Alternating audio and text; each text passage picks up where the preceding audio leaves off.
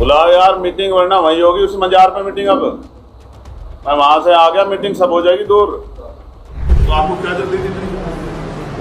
मैं यहाँ सांसद हूँ, तो मेरी बात की कोई अहमियत नहीं आपके सामने। और वो सीओ कहाँ है आपके? नमस्कार दोस्तों, आज की शुरुआत एक ऐसी खबर से करते हैं जो आपको दिखा देगी कि अगर कोई नेता सच में जनता का हो, अगर कोई नेता सच में मिट्टी से जुड़ा हो, अगर कोई नेता सच में जमीन की राजनीति करता हो, तो वो किस तरह से बड़े अधिकारी की आंखों में आंखें डाल करके सवाल पूछ सकता है और बड़े से बड़े अफसर को घुटने पर ला सकता है। जरा सोचिए दोस्तों, आज के दौर में जहां ज्यादातर नेता या तो कैमरे के सामने भाषण देते हैं या फिर सोशल मीडिया पर पोस्ट डालते हैं, वहां एक ऐसा नेता भी है जो आधी रात को भी अगर खबर मिले कि कहीं अन्याय हो रहा है तो वो सीधा वहां पहुंच जाता है, अधिकारियों से सीधे टकरा जाता है, उन्हें कागजात दिखाने पर मजबूर कर देता है और जब कोई जवाब नहीं देता तो खुद कह देता है कि बुलाओ मीटिंग, वरना मीटिंग उसी मजार पर होगी। तो जी हां दोस्तों, हम बात कर रहे हैं नगीना से सांसद चंद्रशेखर आजाद की, जिनकी एक वीडियो इन दिनों सोशल मीडिया पर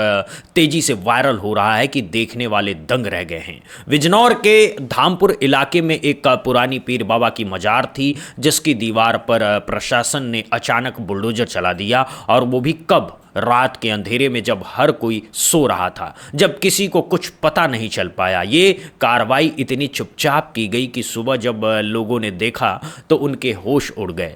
अब सवाल यह है कि अगर ये कार्रवाई सही थी, अगर ये कार्रवाई कानूनी थी, तो फिर रात के अंधेरे में करने की क्या ज़रूरत थी? दिन के उजाले में क्यों नहीं की गई? सबके सामने क्यों नहीं की गई? कागजात पहले क्यों नहीं दिखाए गए? और सबसे बड़ी बात ये कि जब खुद चंद्रशेखर ने रात को फोन करके अधिकारियों से कहा था कि भाई रात में मत करो ये काम, सुबह तक रुक जाओ, मैं खुद आ जाऊंगा, तो भी अधिकारियों ने एक नहीं सुनी। उन्होंने दो बार चंद्रशेखर का फोन काट दिया। सोचिए दोस्तों, एक सांसद का फोन काट दिया गया है, कितनी बड़ी बात है। यह अधिकारियों की हिम्मत कैसे हुई?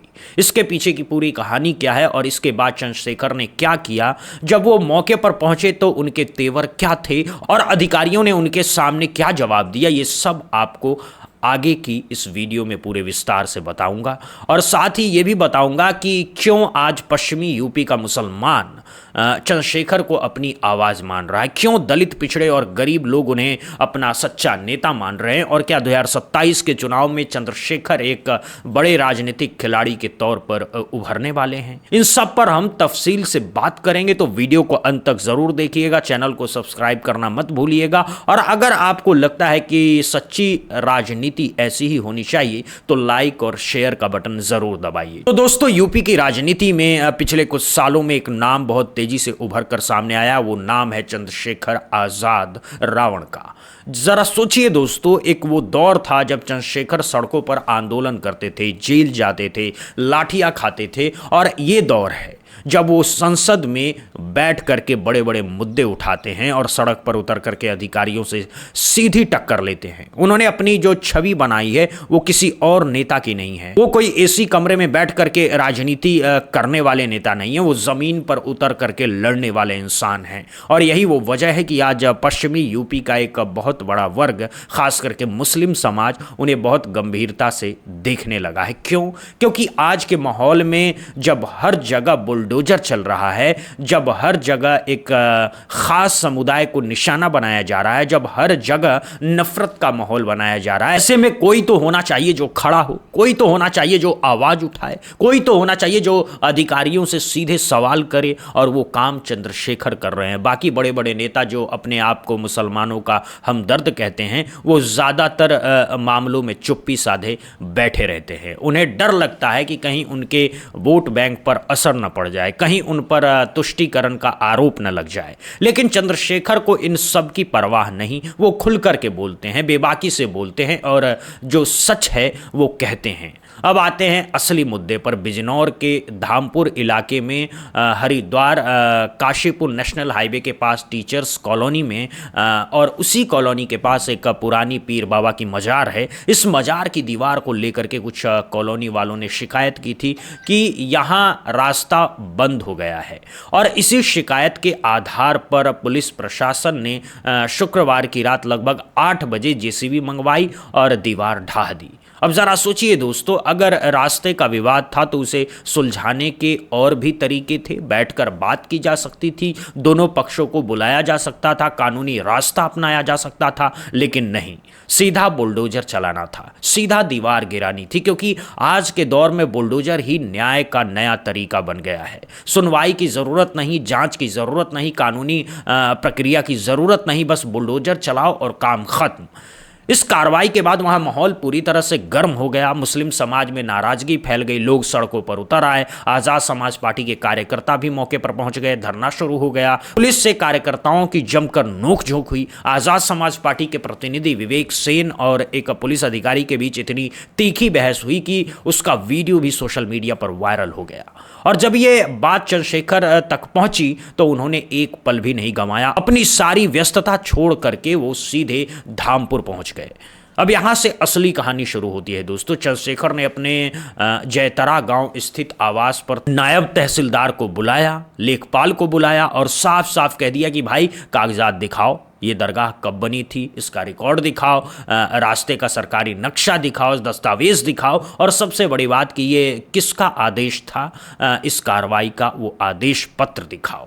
अब सोचिए दोस्तों, जब अधिकारी अपने ऑफिस से चल कर के आते हैं तो उम्मीद यही होती है कि कागजात पूरे होंगे, सब कुछ साफ होगा, लेकिन हुआ इसका उल्टा। कोई भी अधिकारी कोई भी ठोस कागजात नहीं दिखा सका। सब बगले झांकने लगे, सब इधर उधर देखने लगे, किसी के पास कोई जवाब नहीं था। अब चंद्रशेखर का गुस्सा और बढ़ गया। उन्होंने कहा कि ये क्या तमाशा है, बिना उचित आदेश के, बिना उचित जांच के, रात के अंधेरे में आप गलत कार्रवाई कर रहे हैं, और अब जब मैं कागजात मांग रहा हूं तो कुछ भी नहीं दिखा पा रहे हैं। उन्होंने अधिकारियों पर एफआईआर दर्ज कराने की चेतावनी दे डाली और कहा कि यह मुद्दा वो संसद में भी उठाएंगे। और सबसे बड़ी बात यह कि जब कागजात से वो संतुष्ट नहीं हो तो उन्होंने अपना खुद का प्रतिनिधिमंडल अधिकारियों के साथ भेजा कि चलो दोबारा मौके पर जाओ, दोबारा नाप जोख करो, फिर बताओ कि सच क्या है।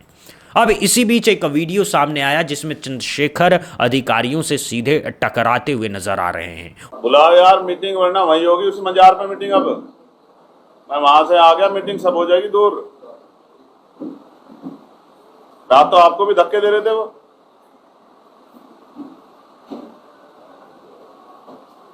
फोन करके बुलाओ यहाँ, वरना अगर यहाँ नहीं मिलना तो वो बता दे कहाँ मिलना, वहीं जाऊंगा मैं। इन अधिकारियों को लेकर गाड़ी में बिठा के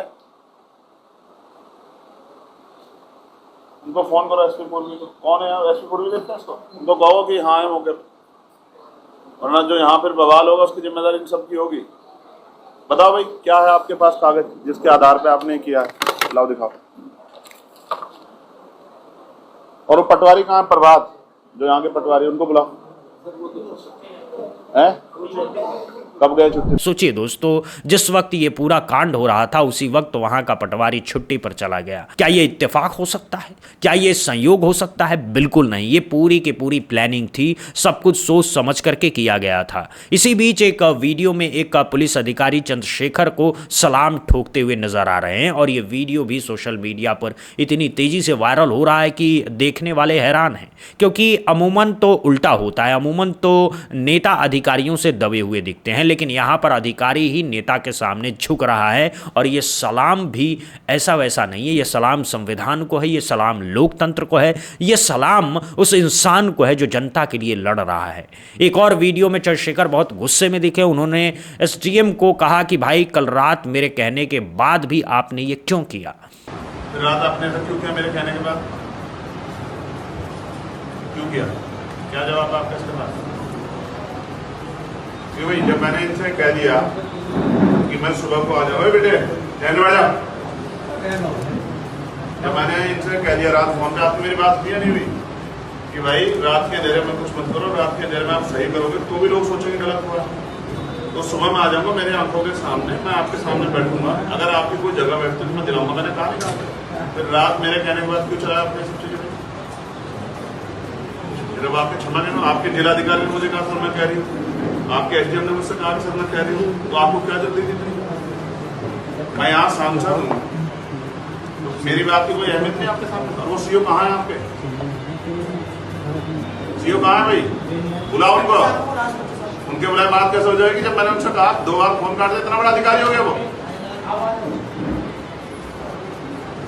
अब सोचिए दोस्तों, ये जो दृश्य हम देख रहे हैं ये कितना बड़ा है। एक तरफ अधिकारी अपनी सत्ता के नशे में चूर हैं, उन्हें लगता है कि वो कुछ भी कर सकते हैं, और दूसरी तरफ एक सांसद है जो उन्हीं अधिकारियों के सामने खड़े होकर के हिसाब मांग रहा है। ये है असली राजनीति, ये है असली लोकतंत्र। अब सोशल मीडिया पर चंद्रशेखर की जमकर के तारीफ हो रही है, हर तरफ उनकी ही चर्चा है। लोग कह रहे हैं कि आज के दौर में ऐसे नेता बहुत कम बचे हैं जो सीधे अधिकारियों से सवाल पूछने की हिम्मत रखते हैं।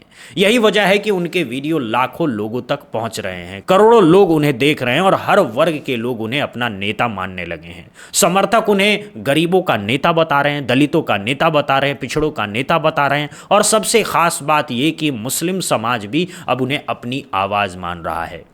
प्रीतम नाम के एक यूजर ने सोशल मीडिया पर लिखा है कि शेर जैसा रुतबा, संविधान की ताकत, नेता हो तो चंद्रशेखर आज़ाद जैसा, जिससे बात करने में अधिकारियों के पसीने छूट जाएं। जब भाई सामने बैठते हैं तो आंखों में आंखें डाल करके संविधान की धमक के साथ समाज की बात रखते हैं। ना कोई डर, ना कोई हिचकिचाहट। ये रुतबा चमचागिरी से नहीं बल्कि जमीनी संघर्ष और लाखों लोगों के भरोसे से आता है। जब तक शोषितों की आवाज उठाने वाला ऐसा निडर नेता मैदान में खड़ा है, तब तक कोई भी अधिकारी हमारा हक नहीं छीन सकता। गुरूर है इस बेबाक अंदाज और कड़क नेतृत्व पर। गुलजार नाम के एक और यूजर ने लिखा है कि शेर की दहाड़, समाज के हुंकार, अधिकारियों की आंखों में आंखें डालकर समाज के हक के लिए टेबल ठोक कर बात करना सिर्फ एक ही शख्स को आता है, चंद्रशेखर आज़ाद। चंद्रशेखर आज़ाद गवाह हैं कि जब भाई अधिकारियों के सामने खड़े होते हैं तो प्रशासन को झुकना ही पड़ता है, ना कोई डर, ना कोई समझौता। और दोस्तों, ये बात सिर्फ सोशल मीडिया तक सीमित नहीं है, ये बातें अब हकीकत बन रही है। यूपी के हर मुस्लिम मोहल्ले में आज चंद्रशेखर की चर्चा है। यूपी के हर दलित बस्ती में चंद्रशेखर का नाम लिया जा रहा है। यूपी के हर पिछड़े गांव में लोग चंद्रशेखर को देख रहे हैं। हालांकि कुछ लोग ये भी आरोप लगाते हैं कि चंद्रशेखर बीजेपी की बी टीम है, कि वो मुस्लिम वोट काट करके समाजवादी पार्टी को कमजोर कर रहे हैं ताकि बीजेपी मजबूत हो। लेकिन पश्चिमी यूपी का मुसलमान साफ कह रहा है कि भाई, हमें इन सब बातों से कोई मतलब नहीं है, हमें ये देखना है कि हमारे मुद्दे कौन उठा रहा है, हमारे दर्द को कौन समझ रहा है, हमारी बात को कौन लोगों को कह रहा है। और जब बाकी सब चुप हैं तो चंद्रशेखर बोल रहे हैं, इसीलिए हम उन्हीं के साथ हैं। ये सोच आज पूरे पश्चिमी यूपी में फैल रही है, और अगर ये सोच इसी रफ्तार से बढ़ती रही तो 2027 के चुनाव में पूरा खेल बदल सकता है। अब अगर हम राजनीतिक जानकारों की माने तो उनका कहना है कि चंद्रशेखर की राजनीति इसलिए अलग है क्योंकि वो दूसरे नेताओं की तरह सिर्फ बयानबाजी नहीं करते, वो जमीन पर उतर करके लड़ते हैं। बुलडोजर कार्रवाई हो, पुलिस की जाति हो, मुसलमानों से जुड़ा कोई विवाद हो, चंद्रशेखर हर जगह सामने आते हैं और सीधे प्रशासन से भिड़ते हैं। इसी कारण उनकी छवि दिनों दिन मजबूत होती जा रही है और मुस्लिम समाज में उनकी पैठ बहुत गहरी होती जा रही है। अब सवाल यह है कि क्या चंद्रशेखर मुस्लिम समाज के बीच अपनी मजबूत जगह बना पाएंगे? क्या इससे विपक्ष के पुराने समीकरण बदलेंगे? क्या समाजवादी पार्टी, बहुजन समाज पार्टी, कांग्रेस जैसी पार्टियों को अपने वोट बैंक की चिंता करनी होगी? क्या 2027 के चुनाव तक चंद्रशेखर एक बड़े राजनीतिक खिलाड़ी के तौर पर उभरेंगे? इन सब सवालों का जवाब आने वाला वक्त ही देगा। लेकिन इतना तो साफ है कि चंद्रशेखर को अब कोई भी पार्टी नज़रअंदाज नहीं कर सकती, चाहे वो बीजेपी हो, समाजवादी पार्टी हो, सपा हो, बसपा हो या कांग्रेस हो। सबको अब चंद्रशेखर का हिसाब रखना होगा, सबको अब उनकी ताकत को मानना होगा, क्योंकि ये नेता मिट्टी से जुड़ा हुआ है, ये नेता संघर्ष से निकला हुआ है और ये नेता डरता नहीं किसी से, ये नेता बिकता नहीं किसी से, ये नेता सिर्फ अपने लोगों के लिए लड़ता है। और दोस्तों, ये जो उदाहरण चंद्रशेखर ने पेश किया है, ये बाकी नेताओं के लिए एक सबक है। सबक है कि अगर आप जनता का प्रतिनिधित्व करते हैं तो जनता के लिए खड़े होइए। अगर आप किसी विधानसभा से चुने गए हैं, अगर आप किसी लोकसभा से चुने गए हैं, तो वहां की समस्याओं को सुनिए, उन्हें उठाइए, अधिकारियों से सवाल कीजिए। अगर आप ये नहीं कर सकते हैं तो फिर आप राजनीति में क्यों हैं? फिर आप संसद में क्यों बैठे हैं? फिर आप विधानसभा में क्यों जाते हैं? और दोस्तों, आज के माहौल में जहां बुलडोजर राज चल रहा है, जहां हर दूसरे दिन कहीं ना कहीं कोई मस्जिद, कोई मदरसा, कोई मज़ार, कोई दरगाह तोड़ी जा रही है, वहां ऐसे नेता की बेहद ज़रूरत है जो इन सब के खिलाफ खड़े हो सके, जो इन सब के खिलाफ आवाज़ उठा सके। और चंद्रशेखर वो काम कर रहे हैं। हमारी जिम्मेदारी है कि हम भी अपनी आवाज़ उठाएं, सच को सच कहें, झूठ को झूठ कहें, और जो नेता हमारे लिए लड़ रहा है उसका साथ दें, उसकी बात लोगों तक पहुंचाएं, उसके वीडियो शेयर करें, उसके संघर्ष को सलाम करें। क्योंकि अगर आज हम चुप रहें तो कल हमारी आवाज़ भी कोई नहीं सुनेगा। अगर आज हमने उठकर साथ नहीं दिया तो कल हमारी बारी आएगी तो कोई हमारा साथ देने नहीं आएगा। इसीलिए वक्त है जागने का, वक्त है समझने का, और वक्त है उन नेताओं को पहचानने का